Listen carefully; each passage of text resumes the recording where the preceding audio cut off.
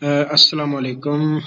आज हमारा HTML का लास्ट लेक्चर है और इस लेक्चर में हम जो टॉपिक रह गया उसको कवर करेंगे और उसके अलावा बाकी पूरी HTML के अंदर जो मेन टॉपिक्स हैं जिनका जानना सुनना बहुत ज़रूरी है उनको हम रिपीट भी कर लेंगे थोड़ा सा। और इसकी फिर मैं आपको एक एक्सरसाइज दूंगा जो बहुत ही इंपॉर्टेंट होगी। जो भी वो एक्सरसाइज करता जाएगा वो अपने आप को समझ ले कि अब मैं CSS की तरफ पढ़ने के लिए बिल्कुल तैयार हूँ। तो इंशाल्लाह ताला हम देखेंगे इसको। जो बाकी हम पिछले लेक्चर में डिस्कस कर रहे थे कि फाइल पाथ को हमने देखा, जावास्क्रिप्ट को हमने देखा कि किस तरह हम उसको HTML के अंदर जो है वो एम्बेड कर सकते हैं। फिर आईफ्रेम के टैग को हमने देखा, क्लास और आईडी का हमने प्रैक्टिकल करके देखा कि इन दोनों के दरमियान फ़र्क क्या है और इनका और कैसे हम क्लास को आईडी की जगह और आईडी को क्लास की जगह हम इस्तेमाल कर सकते हैं। तो अब हम जो है वो मोस्ट इम्पॉर्टेंट टॉपिक लेआउट की तरफ आते हैं कि HTML के अंदर हम लेआउट को किस तरह डेवलप कर सकते हैं। दरअसल HTML का बेसिक मकसद ही ये था कि ये एक स्ट्रक्चर वेबसाइट का या वेबसाइट का लेआउट बनाने के लिए, उसका जो डिज़ाइन है, नक्शा आप कह लें, उसको बनाने के लिए जो है वो ये यूज़ होती है किसी भी वेबसाइट का। इसके बगैर ना तो वो लेआउट बन सकता है और ना ही स्ट्रक्चर बन सकता है। आपको HTML को मस्ट यूज़ करना पड़ेगा। तो अब हम इसमें देखते हैं कि इसमें लेआउट किस तरह बनाया है उन्होंने। तो सबसे पहले तो ये आप देखेंगे, सबसे पहले हेडर बनाया। हेडर के अंदर सिटीज़ का एक पैराग्राफ हेडिंग यूज़ हुई है और उसके अलावा एक साइड बार उसने बनाया है और साइड बार के अंदर मेन्यू उसने क्रिएट किया है लिस्ट की मदद से। मेन्यू तो इसको है नहीं कहेंगे, वैसे ये लिस्ट की मदद से ही उसने ये इसको तैयार किया है और उसको साइड बार का नाम दिया है। और उसके अलावा उसने ये टेक्स्ट एरिया बनाया है जिसके अंदर उसने एक हेडिंग और 2 पैराग्राफ को यूज़ करते हुए उसका डेटा ऐड कर दिया है।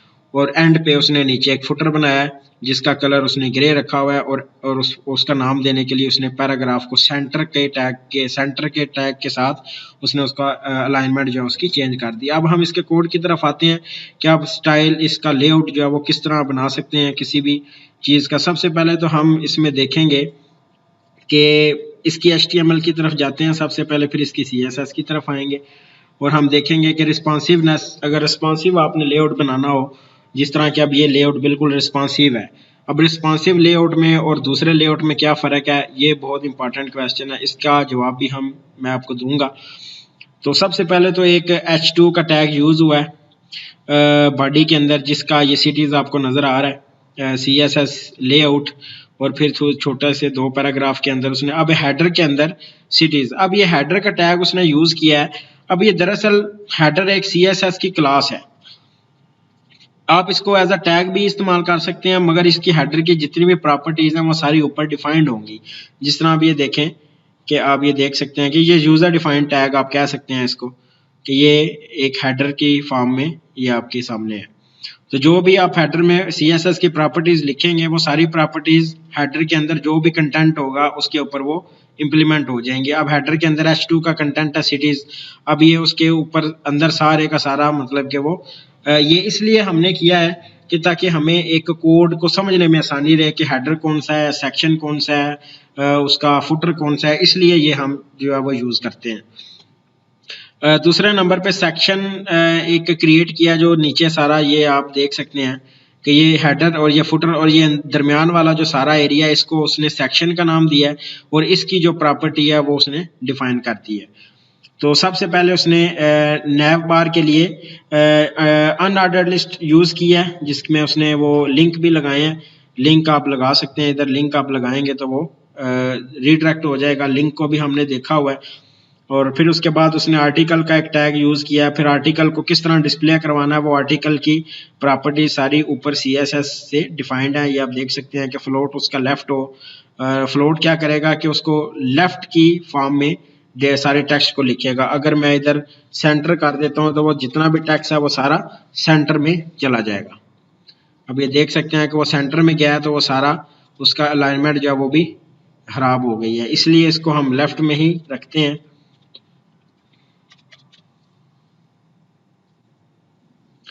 तो उसके अलावा पैडिंग, बैकग्राउंड कलर, ये सारी चीज़ें हम ऑलरेडी पढ़ चुके हैं। ये सारे प्रॉपर्टीज़ को भी हमने बहुत अच्छे तरीके से देखा हुआ है। अब हम आते हैं मेटा का टैग। मैंने आपको कल समझाया था कि रिस्पॉन्सिव बनाने के लिए यूज होता है कि कंटेंट विड्थ डिवाइस क्या करता है कि जो डिवाइस की जो भी विड्थ होती है कंटेंट की, वो ऑटोमेटिकली वो विड्थ जो है वो सेट कर देता है। तो वो जो HTML का कंटेंट है वो सारा मोबाइल व्यू के फॉर्मेट में आ जाता है। उसके अलावा ये फुटर के अंदर उन्होंने जो चीजें डिफाइन की हैं, अब फुटर के सिर्फ पैराग्राफ को यूज किया है फुटर को। अब हम देखेंगे कि ये रिस्पॉन्सिवनेस क्या चीज है। तो अब ये रिस्पॉन्सिव है, ये इसका कैसे पता चलेगा? इसको आप जो है वो मोबाइल व्यू में आपने देखना हो तो आपने इंस्पेक्ट में जाना है। इंस्पेक्ट में जब आप जाएंगे तो इधर ये मोबाइल का ऑप्शन होगा, तो ये आप देख सकते हैं। इस ऑप्शन को यूज करके आप ये देख सकते हैं ये सारा रिस्पॉन्सिव था, इसीलिए इसका जो कंटेंट है ये हमारे पास शो हो रहा है। ये आप देख सकते हैं। अगर आप इसका कोड कॉपी करें, कोड को हम एक दफ़ा कॉपी कर लेते हैं, इसको चला के देख लेते हैं।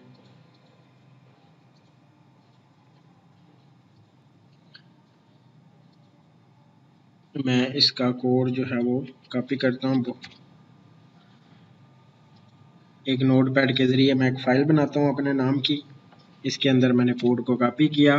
अब इस कोड को मैंने अपने लैपटॉप पे रन करना है, तो इसकी फ़ाइल को मैं कुछ भी नाम दे के, लेआउट का ही चले नाम देता हूँ, उसके आगे HTML को लिखना है मैंने, तो वो ये HTML फाइल जो है वो स्टोर हो जाएगी। ये आप देख सकते हैं। अब ये रनिंग फॉर्मेट की कंडीशन में आ चुका है। अब हम इसको रन करके देखते हैं। अब आप ये देख सकते हैं कि अब इसमें ये रिस्पॉन्सिव है या नहीं है, इसको देखने के लिए हम इंस्पेक्ट में जाएंगे। अब ये देखें, अब ये कंटेंट जो है वो बिल्कुल चेंज हो चुका है। अब जैसे मैं इसकी विड्थ जो है वो बढ़ाता जाऊंगा, फॉर एग्जांपल मैं इसको ऐसे करता हूँ,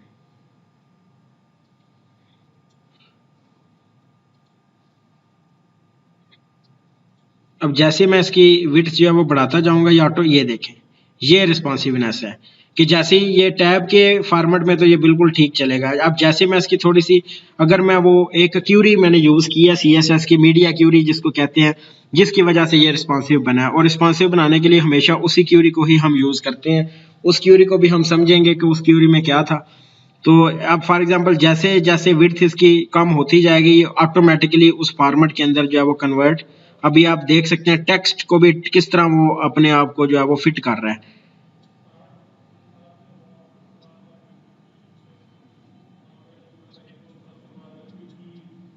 ये आप चेक कर लें। तो अब हम देखते हैं कि ये रिस्पॉन्सिव बनाने के लिए इसके अंदर क्या चीज़ इस्तेमाल हुई है। वो हम इसके कोड को रन करने के लिए लेफ़्ट क्लिक करेंगे तो एडिट विद नोटपैड का ऑप्शन आएगा, इसको हम ओपन कर लेते हैं।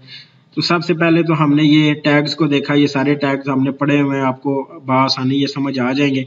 सिर्फ ये चीज़ इसमें एक न्यू थी और इसकी कमेंट की फॉर्म में मैंने लिख भी दिया है कि responsive layout makes the 2 column boxes stack on top of each other instead of next to each other, कि बजाय इसके कि वो छोटे, आप देखें जैसे जैसे वो स्क्रीन छोटी होती जाती है तो तब तक तो ये ठीक रहेगा। इसका मीडिया क्यूरी यूज करने का फायदा मुझे क्या हुआ कि जैसे अब देखें, जैसे मैंने इसको छोटा किया, ये देखें, मतलब कि अगर मैंने मीडिया क्यूरी यूज ना की होती तो इसने छोटा ही होता चले जाना था। ठीक है, फॉर एग्जांपल मीडिया क्यूरी को मैं कट करके देखता हूं।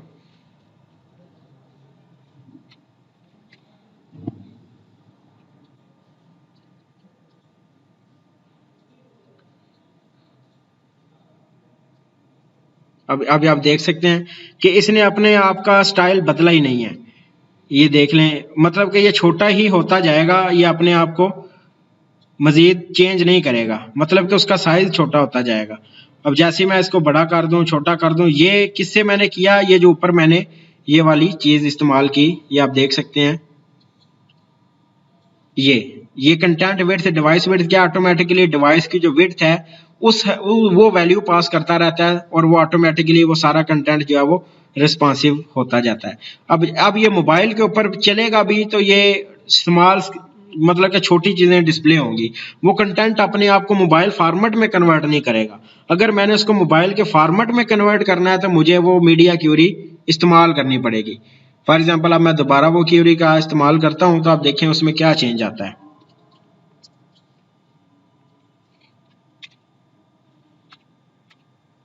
अब ये मैंने क्यूरी की, अब आपने गौर से देखना है कि अब ये मोबाइल के व्यू में अपने आप को एडजस्ट कर लेगा। अब जैसे जैसे मैं इसको छोटा करता जाऊंगा, इसको रिफ्रेश करते हैं, अब ये देखें इसने मोबाइल के व्यू में अपने आप को क्या कर लिया है, एडजस्ट कर लिया। जैसे मैं इसका साइज थोड़ा बढ़ाता हूं तो ये अपने ओरिजिनल साइज के मुताबिक जो है वो सेट हो जाता है। तो ये फर्क था दूसरे रिस्पॉन्सिवनेस में और मीडिया क्यूरी के जरिए जो हम रिस्पॉन्सिव लेआउट को करते हैं उसके लिए। अब हम देखते हैं कि एट मीडिया, ठीक है, ये एक इसका सिंटैक्स है, एट मीडिया मैक्स विड्थ 600, मतलब कि 600 तक तो वो वही रहे जो ऑटोमेटिकली वो उसकी जो विड्थ डिवाइस की असाइन हो रही है, वो ऊपर जो टैग मेटा का मैंने यूज किया है, जैसे ही वो 600 से कम हो तो वो ऑटोमेटिकली ये क्यूरी क्या हो जाए, रन हो जाए, और उसकी विड्थ वो क्या कर दे, 100% जो मोबाइल की विड्थ है। ठीक है, इसका ये मतलब है। और हाइट उसकी ऑटो कर दे जो मोबाइल की विड्थ है, मतलब कि 600 तक तो उसी तरह चले जिस तरह वो बना है। जैसे वो 600 से कम हो तो ऑटोमेटिकली वो मोबाइल के व्यू में कन्वर्ट हो जाए, जिस तरह के हमने इसका प्रैक्टिकल करके देखा भी है। तो बाकी इसमें जितनी भी प्रॉपर्टीज है, इसमें मीडिया क्यूरी ही इंपॉर्टेंट और नहीं थी, उसको हमने जो है वो डिस्कस कर लिया। अब हम इसकी अगली एग्जाम्पल की तरफ चलते हैं।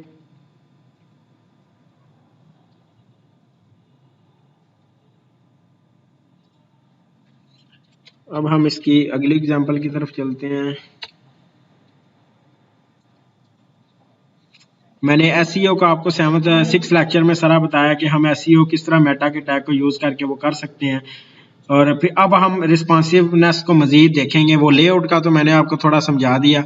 अब इसमें एक मजीद एक अच्छी सी एग्जांपल है, उसको हम देखते हैं कि ये देखें, इसमें पिक्चर्स को भी आप इस्तेमाल कर सकते हैं कि ये मतलब कि media only screen and max width 800 pixels, 800 pixels तक तो ये बिल्कुल ठीक चले। जैसे उसकी विड्थ इससे मजीद कम हो तो बाकी वाली जो चीज़ें हैं और ऑटोमेटिकली वो जो CSS है वो इसमें बदल जाए। ये मीडिया क्यूरी का मतलब क्या है कि जैसे ही 800 पिक्सल से कम हो, मैक्स तक तो ये इतना चलता रहे, जैसे कम हो तो ये मेन का और राइट का विड्थ 80% हो जाए और राइट की विड्थ 100% हो जाए। ठीक है, 100% का मतलब है कि जितनी भी विड्थ उसकी मौजूदा हालत में है उस विड्थ में वो कन्वर्ट हो जाए। ये टैबलेट्स के लिए ये उसकी वैल्यूज हो जाए और मोबाइल फोन्स के लिए ऑटोमेटिकली उसकी विड्थ मेन्यू की भी, मेन की भी, राइट की भी क्या हो जाए, 100%। तो जैसे हम इसको, इसका भी कोड हम जो है वो कॉपी करके अपने ब्राउजर के ऊपर ही इसको चलाते हैं।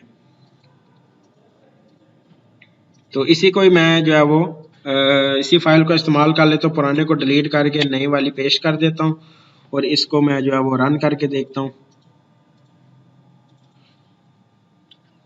अब इसकी पिक्चर आई नहीं है। पिक्चर क्यों नहीं आई? क्योंकि पिक्चर का एड्रेस हमने वो ऑफलाइन दिया होगा। इसमें हम देखते हैं किधर है जी पिक्चर का एड्रेस।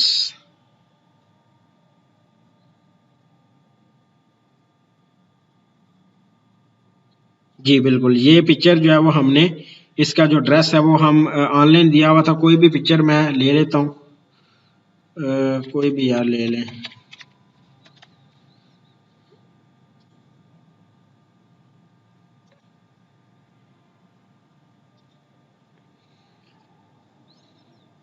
भाई पिक्चर लेनी है और ये भी,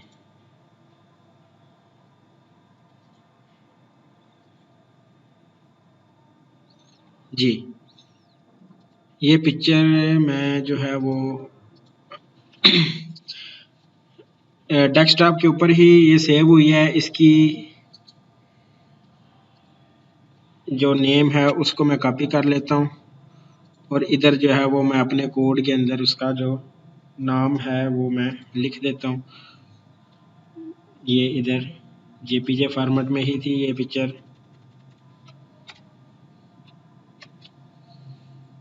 और इसको मैं रन करता हूँ तो ये इधर मस्त डिस्प्ले होनी चाहिए। बहुत ही खूबसूरत वैली है ये, इंतहा दर्जे की। चलें, साथ साथ इसकी भी तारीफ हो गई।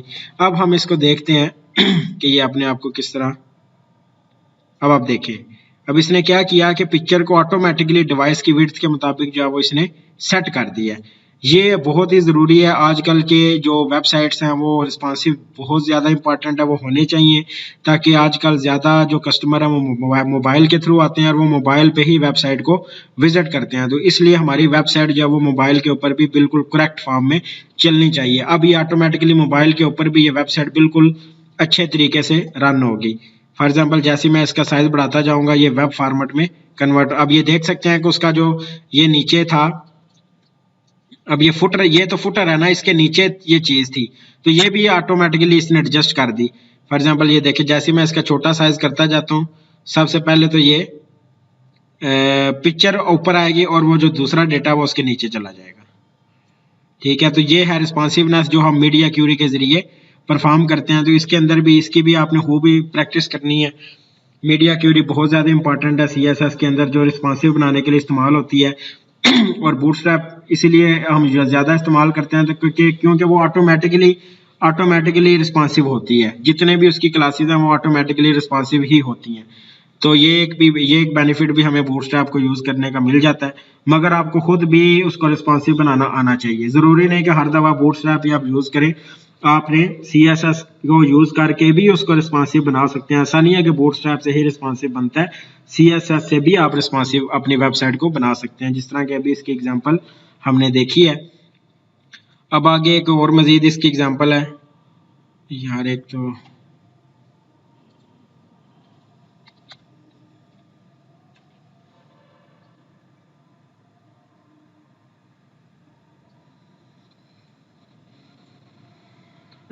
थोड़ा सा हो सकता है लंबा हो जाए ये लेक्चर, क्योंकि लास्ट लेक्चर है।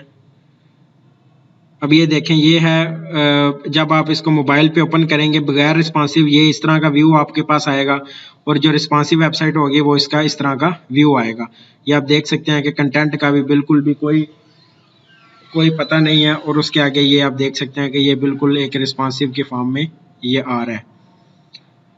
तो उसके अलावा हम रिस्पॉन्सिव इमेजेस को भी हम रिस्पॉन्सिव बना सकते हैं। इसकी हम एक एग्जांपल देखते हैं। तो ये आप देख सकते हैं कि इस इमेज को भी उसने, जैसे ही हम इस इमेज को छोटा करते जाएंगे, इसकी जो विड्थ है वो 100% है, मतलब कि जो भी विड्थ कंटेंट की विड्थ होगी डिवाइस की, अब ये इस विड्थ में वैल्यू किधर से आ रही है, जो डिवाइस की वैल्यू विड्थ है, मतलब कि इस विड्थ में जो भी वैल्यू आएगी वो इस स्टाइल के अंदर आके शिफ्ट हो जाएगी। तो जैसे ही इसको हम छोटा करते जाएंगे ये ऑटोमेटिकली अपना साइज जो है वो उसके डिवाइस के मुताबिक जो है वो चेंज करती जाएगी पिक्चर। तो ये आपने इसकी प्रैक्टिस करनी है। तो ये इसकी एक और एग्जांपल है कि आप पिक्चर का टैग भी इसमें इस्तेमाल कर सकते हैं, जिसकी एग्जांपल, अब ये पिक्चर का टैग ये है कि जैसे ही 1500 तक तो वो ये पिक्चर रहे, जैसे ही वो 600 से कम हो, उसका विड्थ जो है वो 600 से कम हो, तो ऑटोमेटिकली पिक्चर जो है वो चेंज हो जाए। फॉर एग्जांपल मैं इसका अब ये इसी इधर ही चला लेते हैं इसको, क्योंकि वो पिक्चर, अब ये देखें, अब जैसे ही 1500 तक तो वो पिक्चर दूसरी चलती रही है, जैसे मैं 600 से कम, अब resize the browser width and image will change at 600 pixels and 1500 pixels. तो जैसे इसका जो है वो 600 से ऊपर होगा तो वो पिक्चर जो है वो दूसरी चेंज, अब ये देखें जैसे 600 से ऊपर हुआ है वो ये वाली पिक्चर आ गई, जैसे इससे कम होगा तो वो फ्लावर वाली पिक्चर आ जाएगी। तो ये भी आपने पिक्चर का टैग देखना है, इसको भी हम जो है वो यूज कर सकते हैं। उसके अलावा बाकी हम टेक्स्ट के साइज को भी रिस्पॉन्सिव बना सकते हैं, वो भी ऑटोमेटिकली जब वो सेट होता रहेगा। फिर उसके बाद हम ये मीडिया क्यूरीज को हमने जो है वो बड़े अच्छे तरीके से इसको देख लिया है, पढ़ लिया है। फिर उसके बाद रिस्पॉन्सिव वेब पेज की एग्जांपल भी हमने देख ली, और उसके बाद हम कंप्यूटर कोड की तरफ चलते हैं। कंप्यूटर कोड का ये है, सिंपल अल्फाज में मैं आपको समझा दूं कि अगर आपने प्रोग्रामिंग लैंग्वेज के अकॉर्डिंग उस कोड को डिस्प्ले करवाना है तो आप कोड का टैग यूज कर सकते हैं। वैसे तो इसने इस तरह तो डिस्प्ले होना नहीं था, फॉर एग्जांपल कोड का ये वाला फॉर्मेट वो डिस्प्ले करवाना चाह रहा है, तो जितना भी कोड आप करते जाएंगे ये इस फॉर्मेट में उसको डिस्प्ले करता जाएगा। इसकी बाकी मजीद एग्जाम्पल भी मैं देखते हैं। जैसा कि ये कंट्रोल+S को मैंने कीबोर्ड के फॉर्मेट में मैंने लिखना है कि सबसे ज़्यादा यही उसका स्टाइल यूज़ होता है कीबोर्ड के शॉर्टकट कीज़ के लिए। तो इसलिए ये KBD का टैग है जो कि इस शॉर्टकट को डिस्प्ले करवाने के लिए यूज़ होता है। उसके बाद इसके और वेरिएबल्स को हम जो है अपनी मर्जी से डिस्प्ले करवा सकते हैं। प्री का टैग यूज़ करेंगे तो जिस तरह आपने लिखा हुआ है HTML का मतलब कि जिस तरह का टेक्स्ट लिखा हुआ पड़ा है सेम टू सेम उसी तरह ही वो डिस्प्ले हो जाए। तो ये इसकी एग्जांपल थी, आप मज़ीद इसकी प्रैक्टिस करें। उसके बाद हम सिमेंटिक्स की तरफ आते हैं। Example of semantic, non-semantic elements or div semantic clearly define its tells nothing about its content। इसका मतलब ये है कि div को नहीं पता होता कि इस कंटेंट को मैंने डिस्प्ले कैसे करवाना है, जबकि फॉर्म के अंदर आपको ये भी बताना पड़ता है कि ये कंटेंट किस तरह डिस्प्ले होगा। फॉर एग्जांपल जिस तरह हम टेबल के अंदर TR और TT का इस्तेमाल करते थे उसको डिफाइन करने के लिए कि इस तरह ये इस रो में ये चीज़ आनी चाहिए, जबकि div में हमें ये चीज़ें बतानी नहीं पड़ती। इसी तरह फॉर्म के अंदर भी हमें ये बताना पड़ेगा कि इसके जो बटन है इसका टाइप क्या होगी, वो आपने कौन सी चीज़ रखनी है। तो इसकी मज़ीद एग्जांपल हम देखते हैं। डिफरेंट अब ये सारे सिमेंटिक एलिमेंट्स हैं जिसके अंदर हम वो सारे देखते हैं कि ये क्या इसकी जो है वो फंक्शनैलिटी है। तो इसको आपने मज़ीद इसकी प्रैक्टिस कर लेनी, इसके अलावा इसके अंदर और कुछ भी नहीं है। उसके बाद स्टाइल गाइड की तरफ आते हैं। स्टाइल गाइड के अंदर भी जो है वो डॉक्यूमेंट टाइप हम जो है वो डिक्लेयर करते हैं।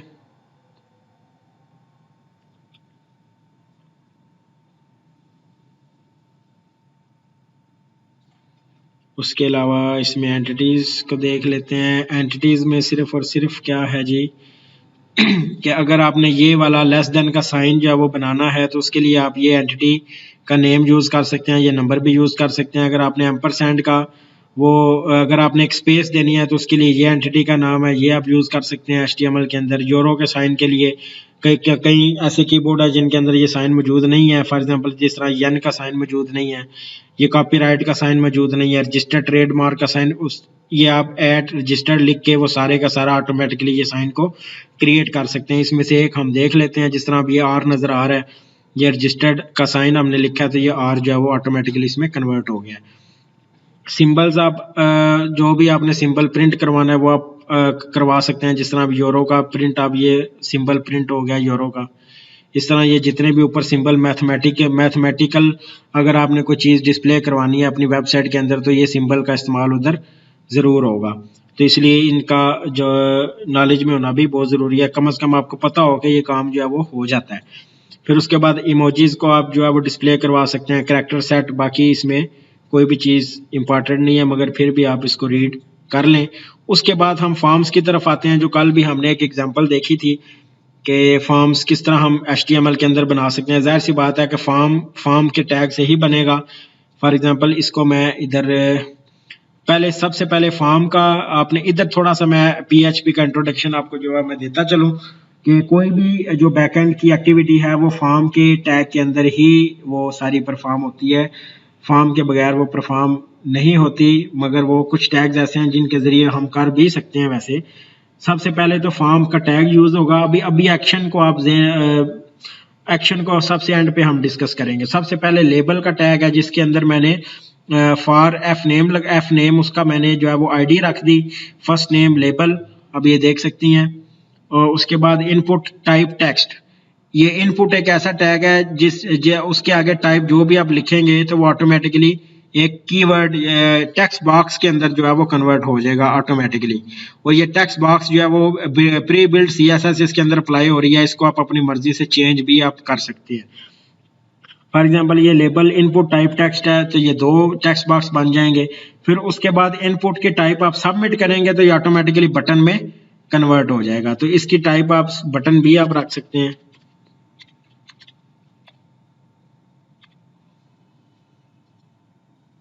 आप देख सकते हैं कि इसकी बटन भी टाइप रख लें या सबमिट पे रख लें, एक कोई फर्क इसमें नहीं पड़ेगा। सबमिट से भी बटन ही वो क्रिएट होगा। तो इधर से वैल्यू से उसका आप नाम चेंज कर सकते हैं, कोई जो बटन का जो भी आपने नाम रखना है वो वैल्यू से चेंज हो जाएगा। अब ये PHP का इस्तेमाल किधर है कि ये एक्शन पेज डॉट PHP एक फाइल है PHP की, जिसके अंदर एक ऐसा कोड लिखा हुआ है कि ये दोनों, ये जो वैल्यू मैंने अपना नाम लिखा है अदील और नीचे लास्ट नेम मैं अपना अहमद कर देता हूँ। जैसे ही मैं इस बटन के ऊपर क्लिक करूँ तो ये दोनों वैल्यू वेरिएबल में स्टोर होंगी। सबसे पहले वेरिएबल में स्टोर होने के बाद जो डेटाबेस के अंदर टेबल होगा उसके अंदर जो दो कॉलम होंगे फर्स्ट नेम का और लास्ट नेम का, उस कॉलम में जाके डेटा ऑटोमेटिकली वो सेव हो जाएगा। ये सारे का सारा काम किसने करवाना है? PHP ने। और वो सारे का सारा कोड किधर लिखा हुआ है? एक्शन पेज डॉट PHP के पेज के अंदर। तो अगर आपने फॉर्म के अंदर उस पेज का एड्रेस देना है तो आपने एक्शन का एट्रीब्यूट यूज करके वो आप उस पेज का जो एड्रेस है वो आप दे सकते हैं। फॉर एग्जांपल मैं इस बटन को क्लिक करता हूं तो ये आप देख सकते हैं कि एफ नेम क्या है, वो उस टेबल के कॉलम का नाम था, और एल नेम क्या था, लास्ट नेम उस कॉलम, उस टेबल के कॉलम का नेम।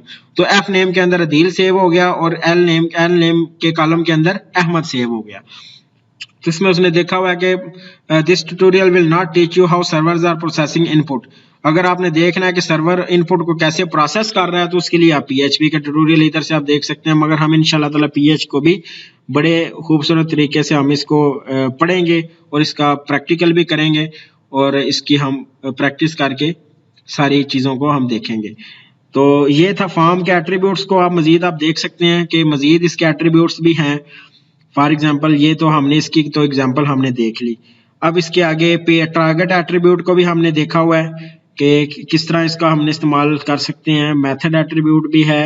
अब ये मेथड है, ये बहुत इंपॉर्टेंट है कि अगर आपने साथ ये भी डिस्प्ले करवाना है कि ये पेज के अंदर कौन सा कोड पड़ा हुआ है, मतलब कि गेट मेथड का मतलब है कि डेटाबेस से वो वैल्यू जो है वो गेट करके लेके आएगा, मतलब कि उसमें इसके पेज में ये वाला कोड है कि वो डेटाबेस से वैल्यू गेट करे। अगर मेथड पोस्ट का है तो आपने समझ जाना है कि वो वैल्यू जो है वो डेटाबेस के अंदर एंटर हो रही है। अगर मेथड गेट का है तो आपने समझ जाना है कि डेटाबेस से वैल्यू फ्रंट एंड पे आ रही है। तो इस काम के लिए जो है वो हम मेथड को हम इस्तेमाल करते हैं। उसके बाद पुट का मेथड जो है वो अपडेट के लिए, वैसे तो 4 मेथड होते हैं। पुट का मेथड अपडेट के लिए और डिलीट का मेथड डिलीट करने के लिए इस्तेमाल होता है।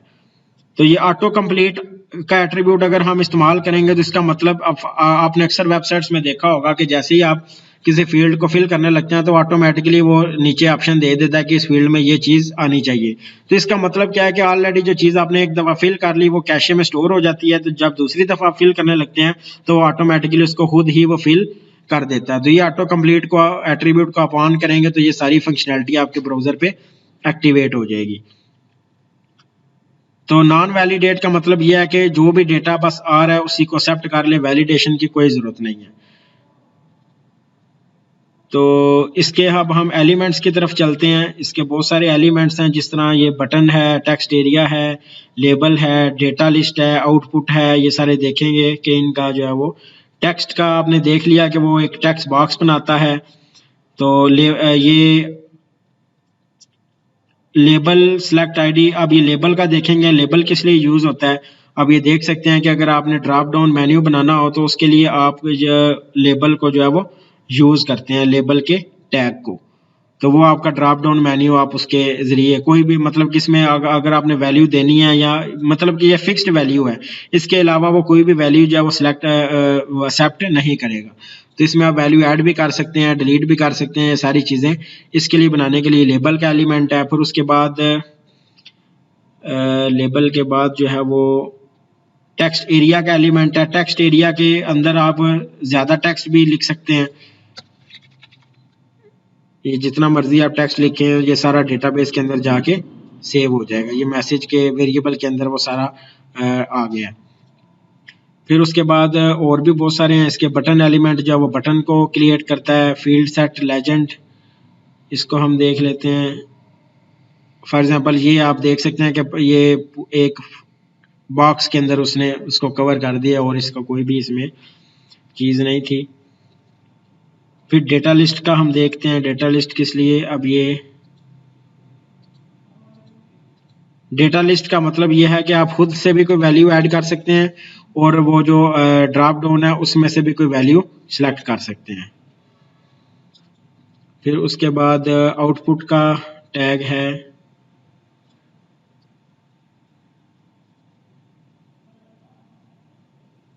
तो ये आप इसको करने के लिए आप टाइप रेंज रखेंगे, टाइप नंबर रखेंगे, तो ये अपनी मर्जी से आप एलिमेंट को चेंज, ये फंक्शनैलिटी अगर आपने इम्प्लीमेंट करवानी हो तो मतलब कि ये वैल्यू ऑटोमेटिकली चेंज भी हो रही है और ये इससे भी चेंज आप कर सकते हैं, ये बहुत इंपॉर्टेंट चीज़ है।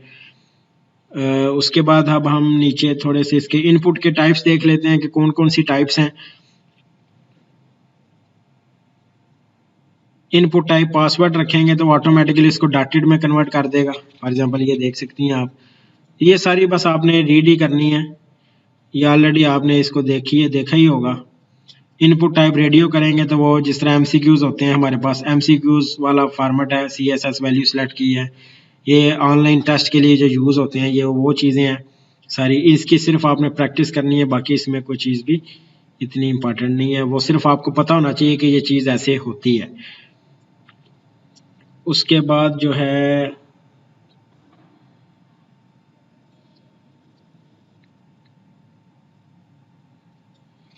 ये मैं आपको थोड़ा सा, ये भी बहुत ज़्यादा इम्पोर्टेंट था, ये मैं आपको बता देता हूँ। इसका मतलब ये था कि HTTP प्रोटोकॉल है जो आपके वेबसाइट को सिक्योर नहीं करता।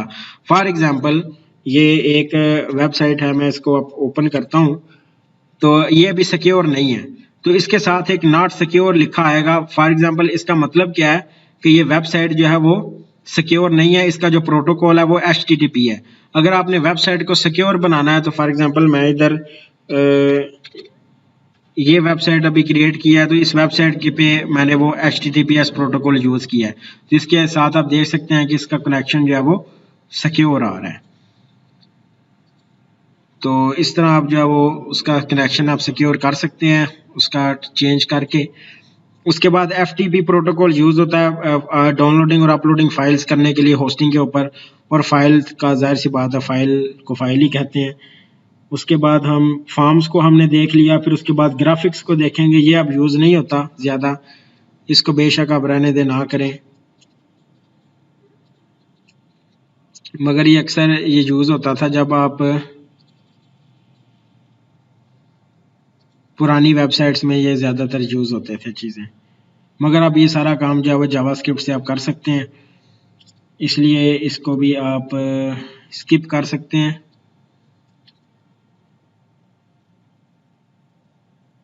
ये आप ज़ाहिर सी बात है डिव से भी आप बना सकते हैं इसको, ये सारी चीज़ें डिव से इजीली क्रिएट हो सकती हैं। उसके बाद मीडिया में वीडियो ऑडियो, मतलब कि वीडियो अगर आपने अपनी वेबसाइट के अंदर लगानी है तो सिंपल उसका वीडियो का टैग है, उसको आप यूज़ करके वीडियो आप लगा सकती हैं। वीडियो का वैसे तो ये वीडियो वो वाली है जो आपके कंप्यूटर के अंदर, आपके लैपटॉप के अंदर जो फाइल मौजूद है, सेव है। ऑनलाइन वीडियो के लिए आप वो ए का टैग यूज़ कर सकते हैं, आई फ्रेम का भी टैग यूज़ कर सकते हैं, तो ये उसके ऊपर जो है वो रिडायरेक्ट हो जाएगा। मगर आपने अपनी वेबसाइट के अंदर अपनी वीडियो चलानी है, अपनी फाइल चलानी है, कोई किसी तरह की फाइल आपने और आउटसोर्स नहीं करनी, तो उसके लिए फिर वीडियो का टैग आप इस्तेमाल करके इस तरह सोर्स आप उसका दे के वो वीडियो को चला सकते हैं। इसी तरह ऑडियो का भी टैग है, ऑडियो को भी आप जो है वो अपने लैपटॉप के अंदर चला सकते हैं। इस तरह आपने अक्सर वेबसाइट्स में देखा होगा, सॉन्ग्स वाली जो वेबसाइट होती हैं उधर इसी तरह ऑडियो प्ले हो रहा होता है, और इधर जानवरों की आवाज़ें हैं इसके अंदर। फिर उसके बाद यूट्यूब है, यूट्यूब का हमने आई फ्रेम का देख लिया था, आई फ्रेम के टैग के ज़रिए ही यूट्यूब की वीडियो को हम अपनी वेबसाइट में एम्बेड कर सकते हैं। APIs को हम देखेंगे जावास्क्रिप्ट के अंदर मज़ीद डिटेल से। API का मतलब होता है कि किसी और वेबसाइट की जो फंक्शनलिटी है वो अपनी वेबसाइट के अंदर इम्प्लीमेंट करना, तो सबसे ज़्यादा जो API को इम्प्लीमेंट करने के लिए जावास्क्रिप्ट का ही इस्तेमाल किया जाता है। अब आपने देख सकते हैं कि इसमें भी जावास्क्रिप्ट ही इस्तेमाल हुई है। फॉर एग्जांपल ये स्क्रिप्ट का टैग जावास्क्रिप्ट को ही रिप्रेजेंट कर रहा है, तो ये इसका मतलब ये है कि आपकी जो करंट लोकेशन है ये उसको जो है वो डिटेक्ट कर रहा है। अब ये जो गेट लोकेशन का फंक्शन है, ये कौन सा फंक्शन है, ये बिल्ट इन फंक्शन है, ठीक है। मतलब कि ये गेट लोकेशन का फंक्शन क्या करेगा, जो यूजर की एग्जैक्ट लोकेशन है उसको गेट करके इधर डिस्प्ले करवाएगा। फॉर एग्जांपल मैं इधर करता हूँ तो वो लैटिट्यूड और लॉन्गिट्यूड जो इस टाइम मेरा एग्जैक्ट है वो उसने डिस्प्ले करवा दिया। ये उसका सारा बिल्ट इन फंक्शन था। तो इस तरह ड्रैग एंड ड्रॉप के लिए भी आप HTML को ही यूज़ कर सकते हैं। जावास्क्रिप्ट को यूज़ करके आप ये जिस तरह फॉर एग्जांपल वर्डप्रेस की वेबसाइट थी, वर्डप्रेस में भी जावास्क्रिप्ट का ही इस्तेमाल हुआ है ड्रैग एंड ड्रॉप करने के लिए। फॉर एग्जांपल इस पिक्चर को मैं ड्रैग ड्रॉप करके इसके अंदर फिट कर सकता हूँ। फॉर एग्जांपल वर्डप्रेस में अगर आपने जिस फॉर एग्जांपल विजुअल स्टूडियो में हमने डेस्कटॉप एप्लीकेशन जब बनाई थी, शायद आपने कोर्स पढ़ा हो, तो उसमें भी हम देखा था यार, हम बटन को ड्रैग करके एक खास में ड्रॉप करते थे, ऑटोमेटिकली उसका जो है वो उधर जाके वो सेट हो जाता था। तो दरअसल उसके पीछे ये वाले जावास्क्रिप्ट के फंक्शंस जो है वो रन हो रहे थे। ये जब जावास्क्रिप्ट को हम देखेंगे डिटेल से तो तब हम इसको कवर कर लेंगे। तो ये था जी आज का हमारा लेक्चर। और HTML जो है वो उसका तकरीबन 100% हमने सारी चीज़ें को कवर कर लिया है। अब इसकी एक फाइनल एक्सरसाइज है वो मैं आपको अभी सेंड कर देता हूँ। तो वो इंशाल्लाह ताला आपने बड़े अच्छे तरीके से करनी है। उसके अंदर सारा का सारा जो भी हमने अब तक जितना भी हमने कवर किया है वो सारी चीज़ें उसके अंदर होंगी, और वो थोड़ी सी लंबी भी होगी मगर वो आपने मस्ट करनी है। वो आप करेंगे तो आपकी बहुत अच्छी प्रैक्टिस HTML की वो हो सकती है। Thank you.